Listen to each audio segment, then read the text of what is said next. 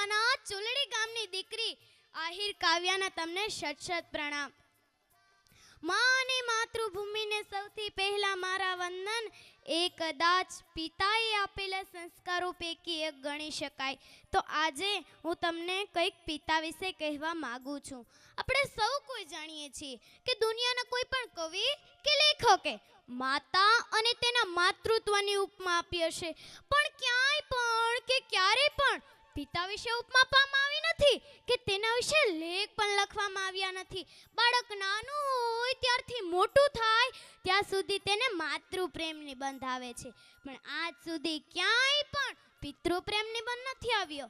હું માતાનો વિરોધ નથી કરતી, પણ પિતાનું મહત્વ કહેવા માંગુ છું. પિતા પિતા શબ્દ તો સૌ કોઈ જાણે છે, પણ તેનું મર્મ કોઈ જાણે છે નહીં. તો હું જણાવું છું કે જે મેં ઘરને ટકાવવા માટે એક મજબૂત પાયાની જરૂર પડે છે, તેમજ સાહેબ એક સુંદર પરિવારને ટકાવવા એક પિતાની જરૂર પડે છે. પિતાની હાજરી તો સૂરજ જેવી હોય છે. શું? પિતાની હાજરી તો સૂરજ જેવી હોય છે. સૂરજ ગરમ ભલે થાય છે, પણ જો એ ના હોય ને તો અંધકાર છવાઈ જાય છે, પણ જો એ ના હોય ને તો અંધકાર છવાઈ જાય છે. એક એવી કહેવત છે કે ઘોડે ચડતો બાપ મરજે પણ છાણા વીણતી માં ન મરતી. એટલે મારે તમને ફક્ત એટલું જ કહેવાનું છે કે તમે એક બાળક પાસેથી પૂછી તો જોજો કે જેણીએ પોતાના પિતાને ગુમાવ્યા છે, પોતાના પિતાનો પ્રેમ નથી મળ્યો, એ બાળકને એકવાર પૂછી તો જોજો કે જીવનમાં પપિતાનું મૂલ્ય શું હોય છે. એક વાત છે સાહેબ, જ્યારે તું નાનો હતો, પાપા પગલી ભરતો હતો, ચાલતા ચાલતા પડી જતો, ત્યારે તારા મનમાં એક જ વિચાર આવતો કે પપ્પા છે ને.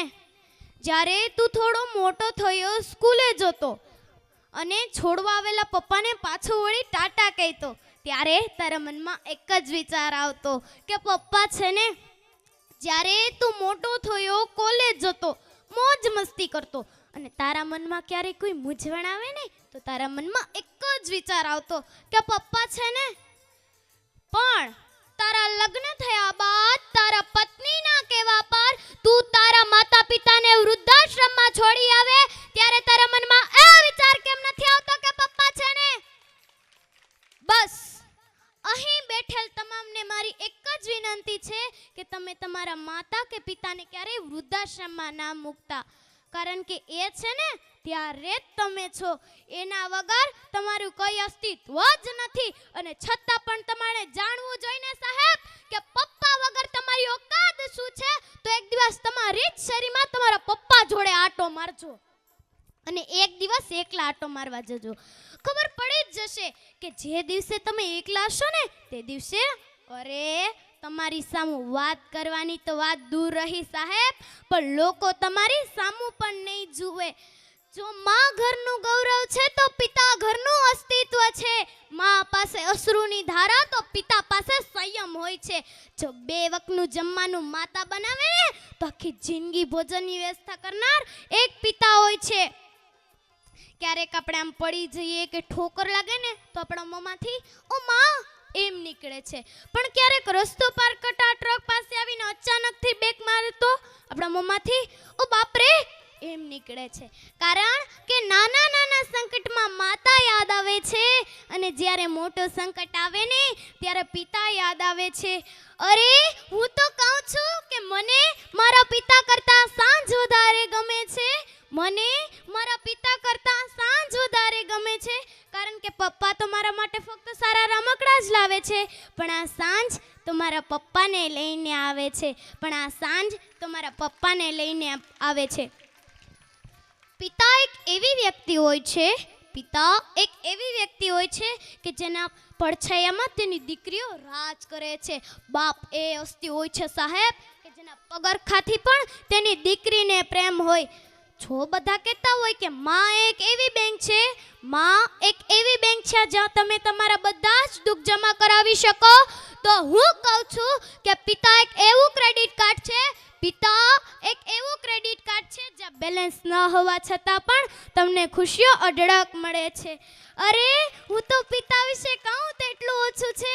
તેની માટે તો મારી પાસે શબ્દ ઘટે, પણ સમયની મર્યાદાને ધ્યાનમાં રાખીને અંતે 2 લાઈન કહીને મારું વક્તવ્ય પૂર્ણ કરીશ કે થાક તો ચહેરા પર ઘણો પણ અનહદ પરિશ્રમ કરતા જોયા છે. થાક તો ચહેરા પર ઘણો પણ અનહદ પરિશ્રમ કરતા જોયા છે. આંખમાં ઊંઘ હતી ઘણી પણ ચિંતામાં જાગતા જોયા છે. તકલીફો ચારે બાજુથી હતી પણ એકલા હાથે લડતા જોયા છે. તકલીફો ચારે બાજુથી હતી પણ એકલા હાથે લડતા જોયા છે. કોઈની તકલીફ વણવતા ન આવડતા પણ અડધી રાતે જાગી ખુલ્લી આંખે અમારા ભવિષ્યના સપના સજાવતા જોયા છે. પાય પાય ભેગી કરી અમારી ખુશી ખરીદતા જોયા છે. પાય પાય ભેગી કરી અમારી ખુશી ખરીદતા જોયા છે. અને એ ખુશી માટે પોતાના સમણાઓને રોલતા જોયા છે. અમારી ખુશીને અપનાવી પોતાની ખુશીને નાપસંદ કરતા જોયા છે. અમારી ખુશીને અપનાવી પોતાની ખુશીને નાપસંદ કરતા જોયા છે. વ્યક્તિ એકતા, વિશેષતા અનેક હતી. પિતા સ્વરૂપે મેં સર્જનહાર